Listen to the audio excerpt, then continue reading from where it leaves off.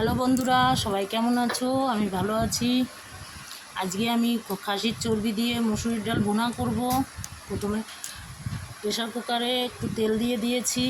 এবার তার মধ্যে 2 কাপ মতো মুসুর ডাল দিয়েছি, নাড়াচাড়া করে এবার ওর মধ্যে 2টো তেজপাতা, কাঁচা লঙ্কা আর রসুন কুচিয়ে দিয়েছি।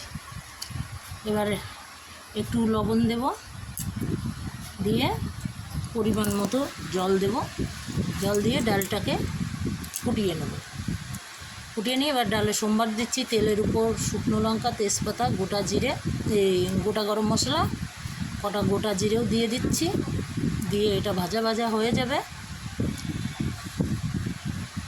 গোটা জিরে দিয়ে দিলাম। এবার ভাজা ভাজা করে এরপরে পেঁয়াজ কুচি দিয়ে দেবো।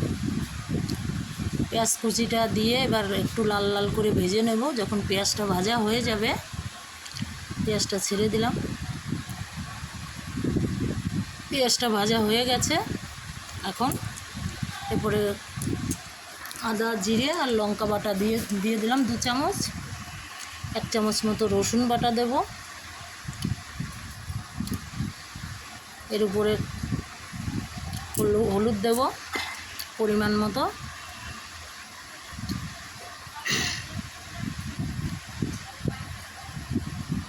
হলুদ দিয়ে এবার এটা ভাজা ভাজা করব। মশলাটা একটু ভাজা ভাজা হয়ে গেলে এর উপরে ভাজা হয়ে গেছে। এবার চর্বিটা লবণ হলুদ দিয়ে মেখে রেখেছিলাম, এবার ওটা দিয়ে দিলাম। ওটা দিয়ে একটু ভাজা ভাজা কষিয়ে নেব, কারণ জিরে, আদা বাটা, রসুন বাটা দিয়েছি তো। একটু ভালো করে কষিয়ে না নিলে গন্ধ হবে, গন্ধ লাগবে। এটা ভালো করে কষিয়ে নেব। কষাতে কষাতে যখন তেলটা বেরিয়ে যাবে তখন কষানো হয়ে যাবে। এবার কষানো হয়ে গেছে। এবার এরপর যে ডালটা সিদ্ধ করে রেখেছিলাম প্রেশারে, একটা সিটি দিয়ে নিয়েছিলাম, এবার ওই ডালটা ওর মধ্যে ঢেলে দিলাম। ডালটা একটু গোটা গোটা থাকবে, একটু গাঢ় হবে। এটা মুসুরির ডাল ভুনা বলে, ভুনা ডাল বলে, চর্বি দিয়ে ভুনা ডাল। ডালটা ভালো করে ফুটবে।